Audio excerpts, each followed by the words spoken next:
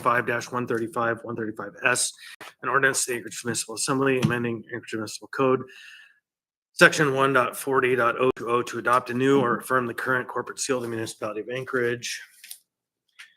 So we'll go ahead and start with introductions. Mr. Gerker. Jared Gerker. Scott Myers. Anna Brawley. Christopher Constant. Is there anyone on the phone? No one so far. So we have slim pickings for attendance this morning. Thank you everybody for making it. And we also have from from Legislative Services, Ellie Hartman. We have Sebastian Garber. We have the municipal IT officer and her staff and clerk and various other folks and attorneys as usual. So we have a little slide presentation. The slides are not printed just because I just managed to get it over to the clerk right now, but wait in advance to the next slide, please. So why are we here? Back in 2018, the Assembly adopted AR 2018-226, which established a task force to develop and propose an improved official seal for the municipality of Anchorage. And that group did perform some of its functions, but we quickly moved into earthquake, homeless emergency, COVID pandemic, and the work just ceased, essentially. And so as a closing loop for myself, I decided to bring this up and at least conclude the question before the body. So let's move to the next slide, please. So the design and design set that have come forward are based on the downtown wayfinding project that's been implemented by the Anchorage Parks Foundation and with the work of Sebastian Garber, who's here with us, artist. And we kind of looked at, through that project, coming up with ways to better identify our downtown. Historically, Visit Anchorage has done some analysis. The cultural tourism element of tourism promotion is something that is identified almost universally within the tourism industries as something that we could do better and do more of. There's a market for it. And so that kind of underpins some of this conversation, as well as the work we've had with the Native Village of Eclipse. So can we move to the next slide? So we learned residents want a brighter future, and they also resonate with the work that's happening. So the ordinance as drafted, the S version, has 5 options. Option A and B were options developed from the work by Mr. Garber, but by our municipal reprographics department in support of some of the efforts internally. C is obviously the current and original municipal seal, although as some noted last night, and I meant to include it but didn't get it in here, the original Anchorage seal, interestingly, much closer to option E than anything else. And so I don't have that, but I'll have it circulated later. I have it at home. Option D is a modified version of A and B, which streamlines some of the quill work, and then but maintains the original seal. And then the final one is kind of a revision of the seal, simple modification, the most minimalist of the designs.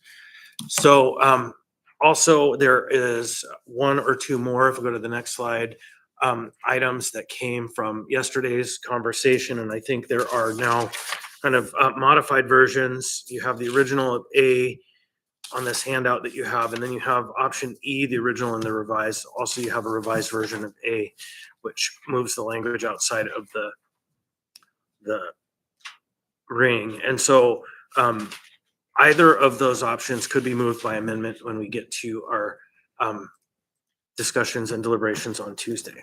Next slide, please. So we did a survey. Now, the survey started to be a very robust and meaningful survey. Participation was good, and what was really surprising was most of the people who responded left a comment, which is unusual. And so they actually took the time not only to click the button, but to click the button and add some words. And so we have some really good information about what people are thinking. However, on, I think it was a Monday at 5:16 p.m., somebody managed to break into the system and within 50 minutes submitted 2,100 results, all for version C. Of the 2,107 or so results, because 8 of them were actual, not for C. They were different. So they looked to be like they were real people. Of the 2,100 responses in 52 minutes, 94.9 of them submitted comments, and the comments were duplicate. So there were only 108 unique texts in that search, and there was a uniform distribution of their zip codes, and they all selected option C. And so the process was gamed and manipulated. And so, but before that, there were a lot of meaningful comments. And so maybe we'll go to the next slide, but maybe we'll stop here. Let's see what the next slide is. I don't have it with me. Okay, yeah, so the actual results, if you take the slide that has been manipulated, the survey, it's like massively for option C. But you can immediately take 2,100 out of that because they were fake. And then they were. And so now, Susie, come forward. IT director. They're absolutely fake.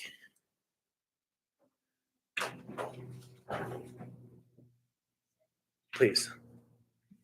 Susie Marshall, Chief Information Technology Officer. Do you want to tell us kind of how this happened, what it is? Oh, well, the choice to use Microsoft Forms in a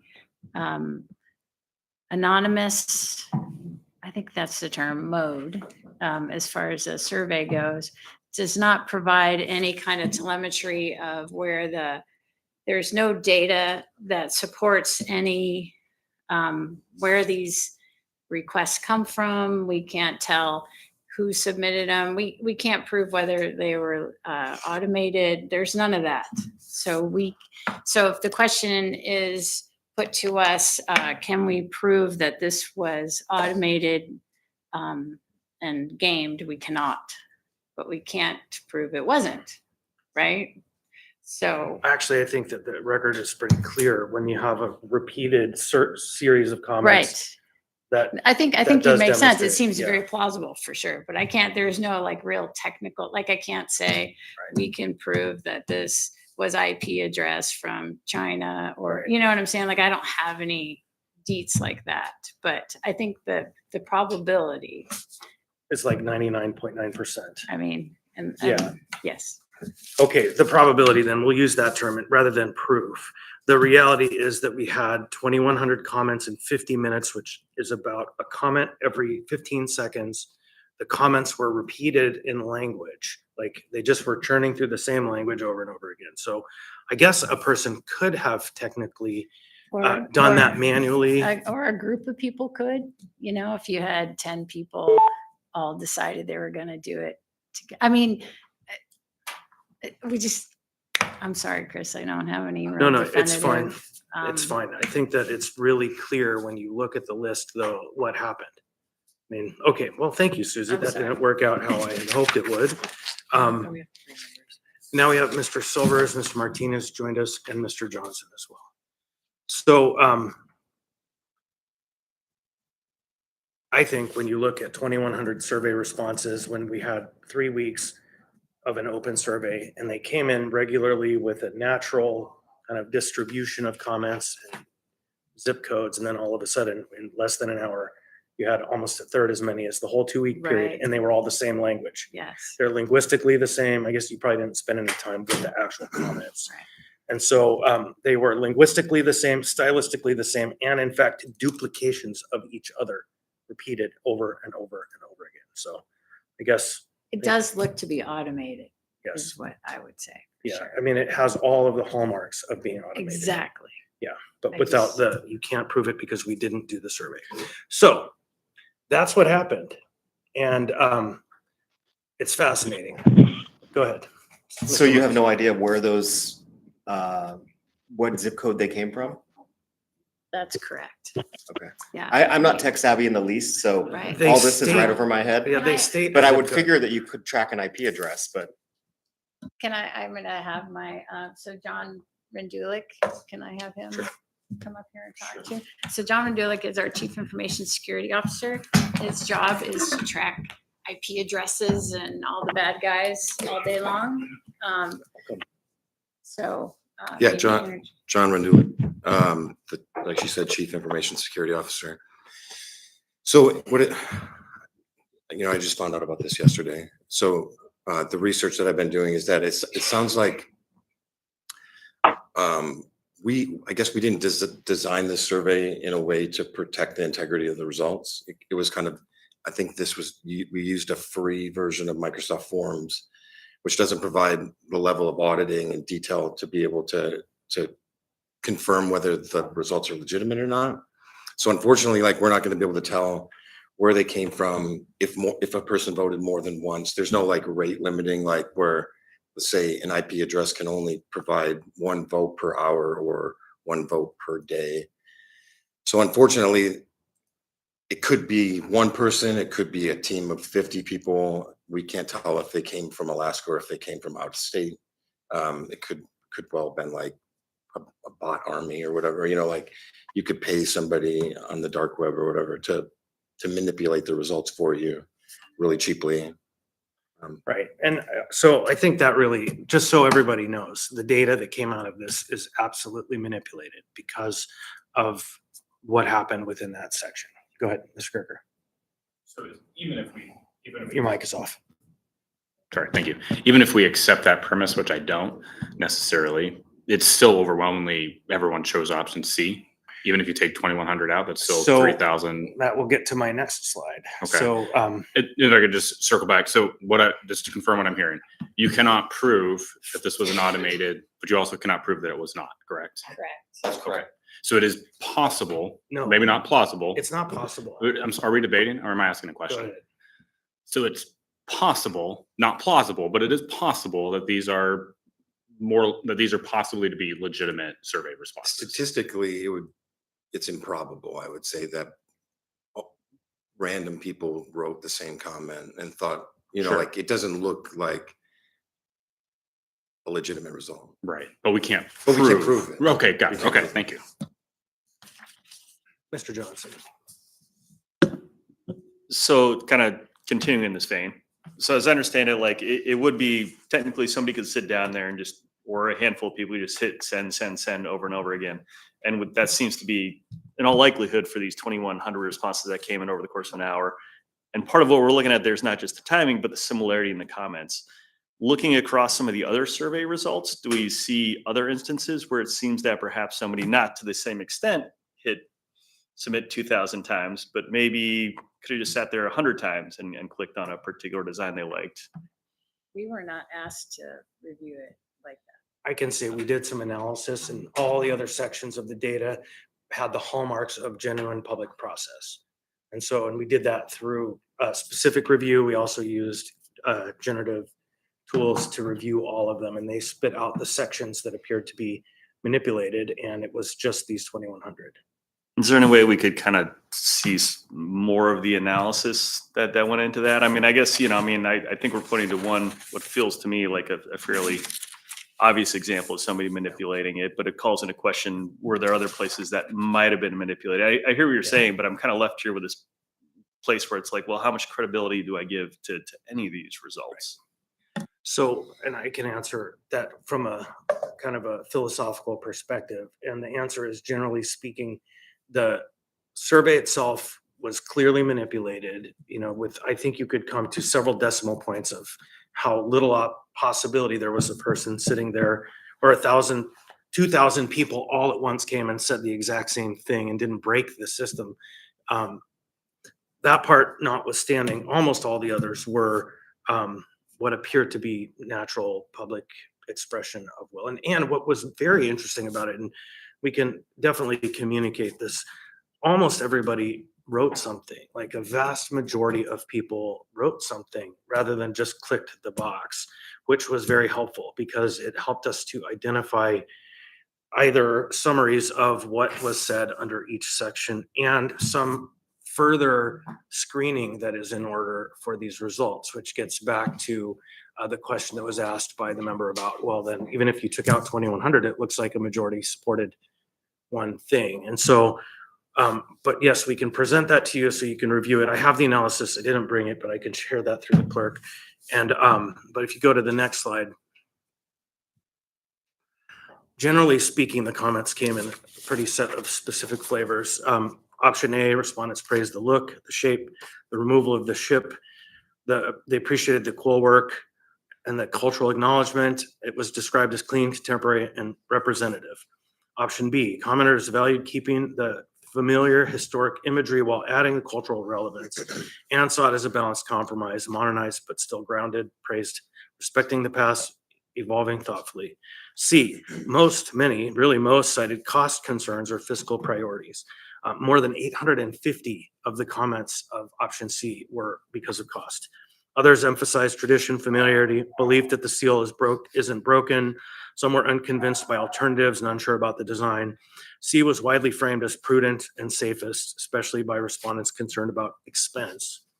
Then option D, respondents supported maintaining the historic imagery while reducing visual clutter for clarity, and it's polished and visual and appealing, and update with a major redesign.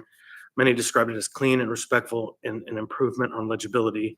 And then the final one is praised its simplicity, clarity, modern aesthetic, removing the ship, reducing the symbolic density, forward-looking, streamlined, easy to reproduce in digital and print contexts, modernization, minimal, and visually efficient. So those are kind of that's the summary of the comments that generally came in, and that's all of the comments. So if you go to the next slide. So a response to the number one comment, it's too expensive. There was misinformation that was communicated by a media source in the community that said, oh, this is a huge expensive project. And then within minutes, we got hundreds of people saying it's too expensive. And so I had shared with you on the table here the statement of economic effects, as well as the language that's there. The municipality should implement this change in an efficient manner in due course of its business. So the ordinance itself actually speaks to the cost factor and shows that there isn't $30,000 of expense. There's not even $1,000 of expense associated directly with this change, because when you need new letterhead, you will add the new letterhead and you'll print it when it's time. When you need new business cards, because you've used all your business cards. When we buy a new snowplow, we will add it to the new snowplow, but we're not going to send the fleet back in for paint jobs to get snowplows added to them. There's no extraordinary expense authorized or recommended by this ordinance. And so, to the next slide. If you look at the three kind of categories that I've presented here, you have the first one, which is the original, which is the bot, in my opinion, manipulated version that had thousands of votes that came in 1 hour that said, pick version C, which is don't change. But ultimately, I framed the decision as make a change or don't make a change, because that's ultimately what the various options provide. If you remove the bots, get to the middle table, and you still have a majority of folks who stay with C. But if you remove the cost related comments, the comments that came in that tagged cost is the reason why I'm voting this way, you get to 50-50. It's actually 51% slightly in favor of making the change and 49% in favor of staying with the one that we have. And so, go to the next slide. Respondents are equally divided, and ultimately the choice is yours as a body. And so, and obviously the choices are stay with it, pick A, B, C, D, or E. And that's the presentation that I have. And then we have Sebastian to talk about his efforts that have gone into this. Great. Thank you, Chris. Nice to meet you. Sebastian Garber, born and raised here, Denina, Athabascan, and my mom's in the stands from Columbia. Yeah, I was brought in to initially work on a wayfinding system for Anchorage, and one of the bigger conversations have been about the identity of what Anchorage looks like. How does it identify itself outwardly projecting, also inwardly projecting? So goal here is create civic identity that's recognizable, simple to reproduce, and adoptable at scale. Next slide, I'll take you through the 5 principles of flag design by the North American Vexillological Association. If you're not familiar, our state flag is viewed as one of the best flags in the nation, highly celebrated at a different level of like design nerd too. I think it shows because, if you're from Fairbanks, if you're from Juneau, if you're from Kodiak, you don't run your city like you would if you're from New York or Houston or who else has a good basketball team, you know? And growing up here, everyone sported an Aces jersey. I did. And we don't have the Aces anymore. So why aren't people running around with the Anchorage flag? And, you know, however you feel about it, I think it's actually a design problem. So I'll take us through, you know, what is currently not working about our emblem. And I went through this process with the wayfinding project, and it was strictly like you can't see that logo from a block away. And there's some other issues, but we also have a lot working for us in a positive way too. So next slide.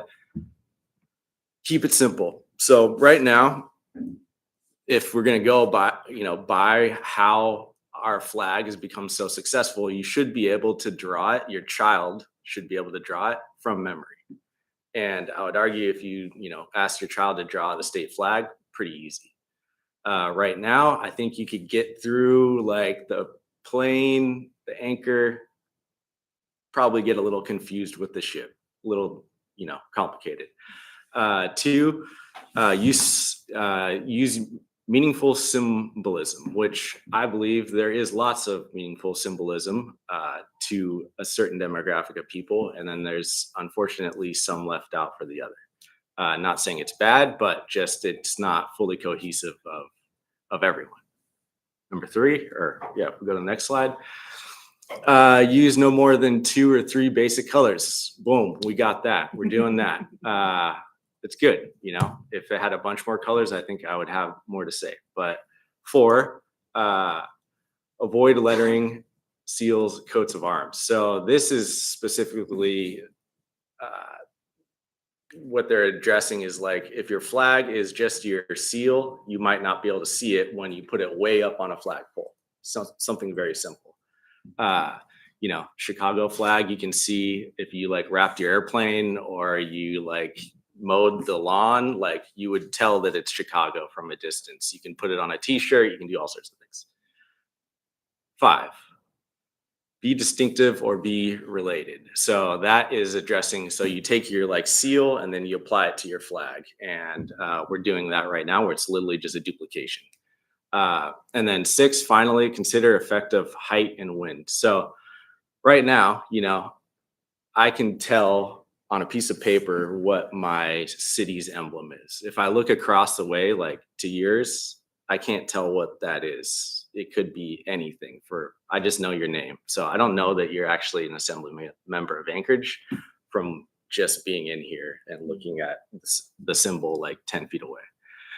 I only say that because if you love Anchorage and you want a t-shirt, like you won't be able to tell that you're from Anchorage from just like in the bar 10 feet away. Whereas like in most other places, not most other places, but like Chicago is a great example. It's like a stripe and a couple stars and very recognizable, paint the back of your truck, do all sorts of things. So with that said, you can go to the next page. This is a very simple process of like how an emblem breaks down once it gets smaller. And similarly to like if I was flying an airplane or driving a ship, I would want my signage to be visible from a distance.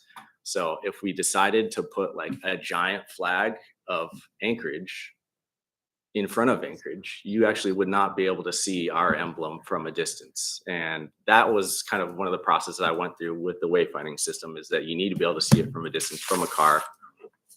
Boom. So those are all reasons why the ship has been minimized. And then you can go to the next slide. Ultimately, like this is where I've landed. It is a simplification for the main reason of it actually working harder for us. I want to run my city's gear. I do want to have Anchorage on a bag, on my t-shirt, and I think the anchor is there, it is Anchorage. It is named after a boat that was parked out front. Like, our old emblem was just the simple anchor. I do like that keeping the sun, it just like kind of balances and it makes it distinctive. And then we simply kind of wrap a denina pattern that can also be, if you squint hard enough, a anchor chain. So something simple that, works harder for us. And then if you go to the next page, I've applied it to like a few things, kind of just looks nice, modern. Again, don't want to spend a bunch of money. I also understand that design sometimes doesn't take precedence, or what's the point? But, I try to dress for the job that I want, not the one that I have. And I also address this into the next page. Oh, here's just like a mock-up of like, oh, okay, this is where we could start to look. Yeah, we have an anchor, and Anchorage is, all of the things. So, and then finally, the next page, I kind of prove the point here. And I actually work for a design firm that designed the current White House's typeface. And if you're not familiar, the current administration has pushed forward America by Design. These are both official websites. It is the CEO and beginner of Airbnb who's running this, which I also have done work for, championing design. And the right is our actual national design studio. Yeah, I think that there is a reason to do it. There is the simplification, the allowing for like this symbol to work harder for us, in the sense that you can see it from a distance. I believe that going through this process, and especially in the wayfinding system, from all sides of the table, people are saying that, why don't we do this? I want the t-shirt, I want the hat, et cetera, et cetera. So I think it not only allows for like, the simplicity of being able to see it from a distance, but also inspires some change in a good way, that shows that like we want efficiency in our government, and that we want to be recognizable. We will do the things that like allow us to do that. So America by Design, if you're not familiar, check it out. Yeah, so that's kind of where I leave it. And thank you for your time. It's been an honor kind of working with the city on all of this. And yeah. Thank you. Zach. Yeah, I guess a couple questions. First, want to say thank you for doing this. This is not to speak to whether I support or don't support the ordinance before us, but I do think it's pretty cool that as a citizen, you took the initiative to try and do this, and that you were thoughtfully engaged and care enough about Anchorage to take that step. So that's pretty cool. Thank you for that.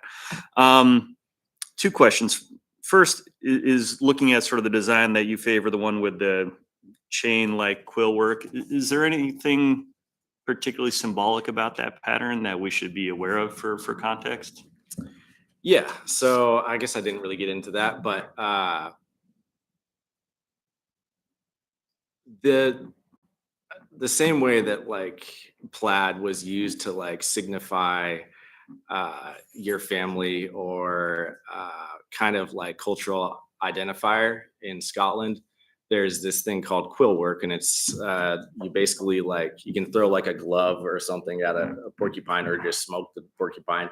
And you take a porcupine, you soak the needles and you squish them, and you do this like essentially sewing process that creates a geometric pattern. This is like a simplified version of that. Yesterday when we were meeting with Eklutna, there was like way like in your face options, that are like much more obvious. And an older elder was actually pointed to the simplified version as identifying, as reading more indigenous initially. It's it points back to pre-contact. So like post-contact, there's this like explosion of flower context, and I'm sure you've seen that. And it's just an elegancy and simplicity of design. So. Okay, thanks. I had another question, but if there are others in the queue, you can, okay.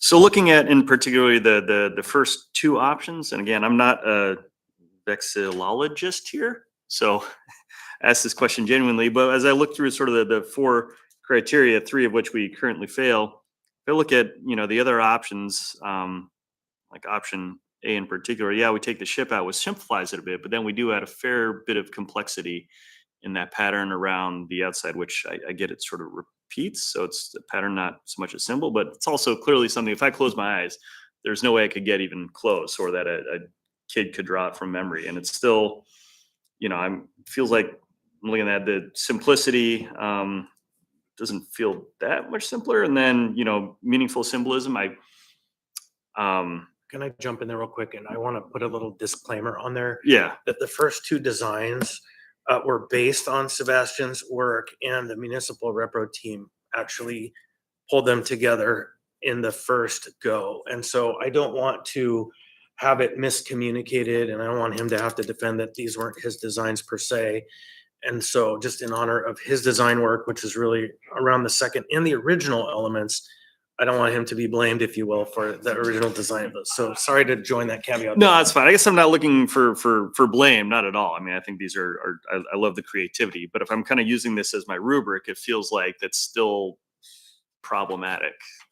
I agree. You know, the Vexillological Association's 5 principles are based on a flag. So this is an emblem. My recommendation is that you need one silhouette, as in something that you can pull out of this that is then recognizable and can be drawn by a child. And I would say the anchor is that. So, you know, if you were to make a flag, I would argue that you just do a giant anchor, you know, like, and that's kind of how I went about. If we don't have any examples of the wayfinding system, but it's just an anchor. That's all it is, in a circle. And there's no pattern. There's a pattern like amongst other pieces of it, but the actual emblem that you're recognizing Anchorage as is just a simple anchor in a circle that you can see from 2 blocks away. So yeah, I agree. Yeah. Been back and forth a little bit on that part, because again, he didn't make those designs happen. Jared. Well, thank you so much for your work. Whether we adopt any of these or keep the current one is not a reflection of your work whatsoever. I do appreciate these. I think some of these are actually really cool. My question was actually more for you, Chris, if I may. The summary of economic effects. So we're saying that we're not going to spend any money on this because as things become, as we need to update things or get new equipment, we'll just go ahead and update it at that time. Is that? That is the language that's in the ordinance. I think that there may be a flag or two. There may be, there will be a seal. I asked Jamie for a kind of a estimate for the the steel that goes on our corporate documents, and she said it's $20. And so the effect of the change immediately is not broad. There's no campaign established. There's no intent to see broad expenditure. And the code requirement for a statement of economic effects, summary of economic effects, is I think a $30,000 line. There is no way we get anywhere near that. And as I said, when you run out of business cards, it'll have the new logo. When you need new letterhead, it will have the new logo when you order your next ream, but we're not going to go generating massive expense relating to any of this change. So things like, you know, signs on the outside of buildings, not going to be changed or are going to be changed? They will be changed as the need for that sign to be replaced comes up. Okay. Yeah. That's the intent. Okay. So that's your intent. Is that the administration's intent? That's what the code says. Okay. Okay. That's what the code says. Okay. So, okay. I guess I don't, well, I'll save it for debate. Good enough. And thank you for calling me on debating you. That was the right call. So, other questions? Yeah, oh, that's right, Andy, you're in the queue. Yeah, thanks. And I appreciate the overview of the vexillological and calling out Chicago. I think maybe because I'm a former resident, I actually use that example often because absolutely no one knows what the state of Illinois flag looks like. Everyone knows what the Chicago flag looks like. And in fact, it's on police cars and it's people's tattoos. And so I think that speaks to the breadth of ownership. However, also, if you are a good Chicago resident, you could say what all 4 stars are in the 2 bars because there is a deep kind of investment in what that is. And I've pondered that a lot. I don't know the history of when it was adopted. It must have been after 1934 because that's what one of the stars was for. Or I think it's 33. But I guess the thing that I am struggling with is, I guess, 2 pieces. One is it a chicken or egg? And these are, I guess, one is a rhetorical question. The other is going to be a real question. Do we get buy-in on what this identity is in order to change it or after we change it? I think that's something that I'm struggling with. And I say that not arguing that we should take 5 years because this community likes to take many years to do anything. But I do wonder about that. And I appreciate the survey and I understand the technical issues with it, but I think it does speak to, from what I understand, speaks to a wide variety of opinions. And so the thing that I struggle with too, and this is a question, I guess, for the sponsor and Mr. Garber is, so the survey in one sense can be read as change versus no change, but ultimately what this ordinance does is it requires us to pick one. And so I think the question that I'm struggling with, and maybe if you have thoughts on, is what is the basis on which we decide which of these options? So we have 5, 4 of them are new. And even last night, we heard 2 more variations, and this is number 6. Number 7 was to do that, but with the ones that look more like A and B. And then there was even another suggestion, right? So the issue I see is this proliferation of options that all represent a change, but ultimately what we're deciding is on what specific graphic that we are going to be choosing. And so I guess I would, just from the sponsor's perspective, how do we go from all of these options and the survey results that we have to what would hopefully be a decision? I can answer that from a, specific design need. And what does ultimately, what does your emblem do for you as a city? And, it's a tool and it has a job. And whether you have, an emotional connection to it or not, I think is actually at some point unrelative. It should, in my opinion, create pride, whoever you are, similar to a sports team, but we just don't have one anymore. I would argue that our flag does that, our state flag. I think it's ironic that I can't really even work out like what the logos are on your nameplates right now. So there's an obvious, something that needs to be done. And to the statement of should the private world kind of push forward, change?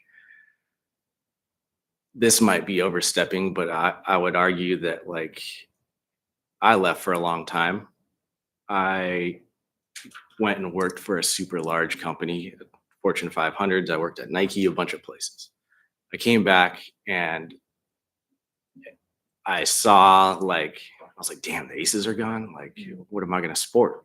And I think we need that ultimately. I've designed logos for basketball people or professional basketball players, for AI companies, for a knife company, all sorts of people. And at some point, I think it is strictly a pride thing, and I don't want to pigeonhole it in one or the other. I think that the wayfinding project was eye-opening for me because my homie that runs a big old lifted truck wanted it on his truck, and then my yoga friend wanted it. So at some point, like the fact that all of my friends that we all grew up here and none of us have an Anchorage t-shirt, like, but my Chicago homies run it. They got tattoos. Like, I think that is telling. So Chris, can I jump in real quick? Just want to answer that question as well, though. And I think it would be nice to have another version, the D one with the words outside, because I think that was and you might have already sent it. I don't know, version D. So, and that way, so Anna, to answer your question, we have stick with what we have. There can be one that sticks with what we have with a slight addition of the quill work or the chain, if you will, that was in the original seal. And look at it either way. Or there is one that simplifies the design. And so the answer, I think, comes down to the will of the body, and the options are all there. And so I think ultimately that's the answer. And your chicken and egg question is, for me, predicated on the fact that we could take another 5 years, right? Because 5 years have passed plus since 2018. It's 8 years. And so for me, it's, and again, I'm okay if nothing changes, nothing changes. And I also think we have an opportunity. And I didn't want to not take the opportunity to make those decisions. Here we are. Jared. Yeah, I'm just gonna make a comment. I don't know if have you had a chance to go down to the Wolverines games at all? yeah, me and Janet, or not Janet, me and Bustamontes went to high school together. And Nice. I actually designed some stuff for them that they didn't take, but we can look at that. Yeah, okay, yeah. I was just gonna say, we don't have the aces, we I've have been like Wolverines. literally this same situation happened there. So Yeah. And you're also, of course, welcome this summer. Come out to Chugiak Chinooks, play some really awesome baseball. So come on out. yeah. Also, I just want to put forward that the wayfinding stuff that is actually getting built, it's going to be there, has an option that is just simply the anchor, no ship, and that is strictly for just visibility, duplication. You know, it says yes to all of those vexillological principles. So Then just a few more words on the way out of this work session. So, I want to summarize a bit what we learned from the SEAL survey. Once we separated the legitimate community input from the distortions, one that was the 2,100 votes in 50 minutes. They're clearly not human or done by 2,100 people. They're just all the same, reiterated. Or the kind of large number of comments that were driven by the cost concern, which was raised by a communication in the public that isn't really based in the law as proposed. So when we look at the organic participation, the responses that came in normal times, normal variation, with the comments and the zip codes that are broad across the community, a very interesting set of opinions came across for all 5 designs. And I read through some of those with you. People who supported A&E tend to favor modernization and simplicity, often saying that the existing imagery no longer reflects Anchorage. People who supported B&D tend to prefer a balanced approach, keeping familiar historic images, but improving clarity, updating lines, and adding cultural relevance through the quill work. These comments show that a meaningful share of residents see values in refining the seal. Option C, the no change option, clearly received a majority of the support, but the most common theme in those comments was cost. More than 850 residents explicitly said they chose C because of the cost. That concern is understandable. We are in a challenging environment, but the ordinance directly answers it that no extraordinary spending is allowed, and updates happen only when materials naturally reach replacement. When we remove the cost-driven comments, option C still has support, but the gap closes completely. It was really sad to see the abuse of the survey that happened by whoever did it, and our legislative services team learned a lesson, and our friends in IT can help us make sure that doesn't happen again by using a better tool. I am, like Mr. Myers, a bit of a Luddite, don't have such skills to understand exactly what happened, but I can perceive the information as presented, and the information is clear. The pattern is manipulated. Regretful, but we can still get those out and still have the numbers. So when you take it all together, and I think this is the important part, the organic responses, the bot exclusion, the cost correction, the picture becomes clear. Anchorage residents have a diverse set of opinions across the board, reasonable views, all of them, whether it should stay the same or be modernized. There's a meaningful support for either direction, and the strongest driver, the cost concern of no change, it's eliminated. So we don't have to weigh that, in my opinion. You can weigh it however you want. The data set we should rely on is the authentic voice of the public, corrected for misinformation, insulated from artificial influence, shows the community is engaged and thoughtful and very balanced in their kind of assessment of this project. It's pretty well split. So, which doesn't make it easier for the members, but that makes it interesting. So that's what's going to be back before us on Tuesday. And I look forward to the coverage by that media site that likes to present false information and see that I am the bad guy manipulating everything, because that's inevitably what's coming next. But I've heard all of that before. What's important is the project that's before us and the decision that we make. And thank you, Sebastian. And I didn't catch your mom's name, but thank you also for your work. He did brag that you took art lessons from Joan Kimura. And so the original artist of the municipal seal. And so thank you, everybody. And we'll be back in about 20 minutes for our next work session.